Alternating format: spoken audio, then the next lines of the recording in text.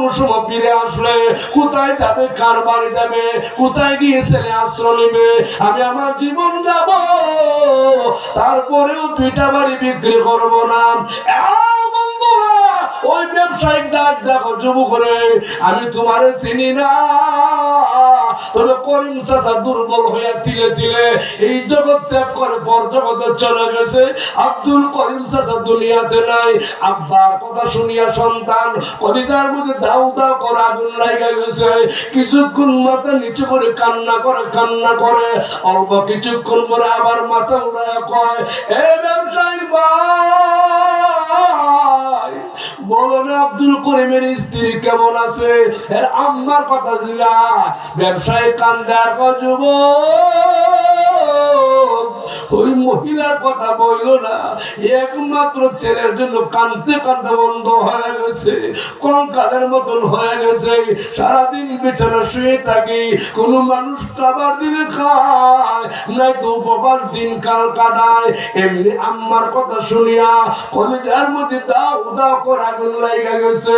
যুবকটা কিছুক্ষণ কান্না করে বাড়ির দিকে রওনা দিছে, কদম সামনে যায় আর পাঁচন দিকে তাকায় কান্দে, আল্লাহরে কয়, আল্লাহ গো আমি কেমন সন্তান, আমার আব্বা চিকিৎসার অভাবে মারা গেছে, আমার আম্মা কাঁদতে কাঁদতে আমার জন্য অন্ধ হয়ে গেছে, আমি কেমনে আমার মায়ের কাছে গিয়ে দাঁড়াই?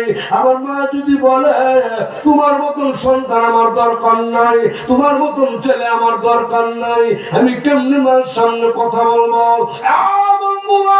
ওই যুবক এক কদম দুই কদম সামনে আগাইতে আগাইতে বাড়ির সামনে গিয়ে দেখি একটা ঘর, দরজা নাই, জানালা নাই, ঠান্ডা কুয়াশা করে ভিতরে প্রবেশ করার বের হয়। একটা মহিলা ঘরের মধ্যে বিছানায় শুয়ে আছে কঙ্কালের মতো। ওই যুবক দরজা কিছুক্ষণ দাঁড়ায়া হঠাৎ করে মনের অজান্তে ডাক দিয়েছিল, ওগো আমার মা। একবার মা বলে ডাক দিছিল। মহিলা, যে মহিলা দাঁড়াইতে পারে না, ওই মহিলা লাফ দিয়ে দাঁড়া কয়, আরে বাবা আমার কাছে আমি চৌকি দেখি না, হাত মুড়ে দেখবো সন্তান কেমন হয়ে গেছি।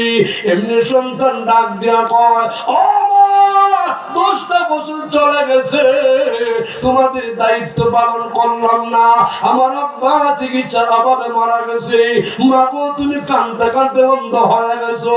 ও মা কেল্লাগে রাগ করো না, গুসা করো না, কেন অভিমান করো না? মা আবার একটা জবাব দিয়েছিল, ও জলযুগ আজমিরি হবিগঞ্জের মানুষ, ও আমার মা বোনেরা পরিষ্কার করে শুনো। আমার মা একটা উত্তর দিছিল। কি উত্তর দিছিল? মা বলে, সন্তান আমার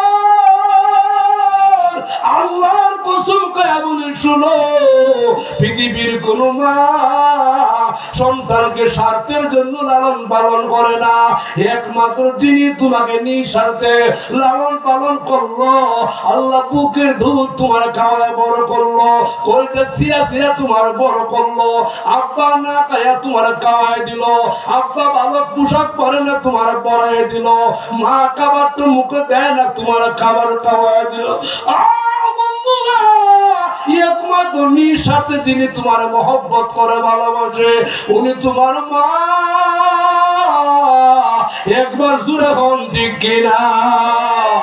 জুড়ে বলেন কিনা? আমি আমার আলোচনা এখন ঢুকবো। আলোচনা হলো জাহান্নামে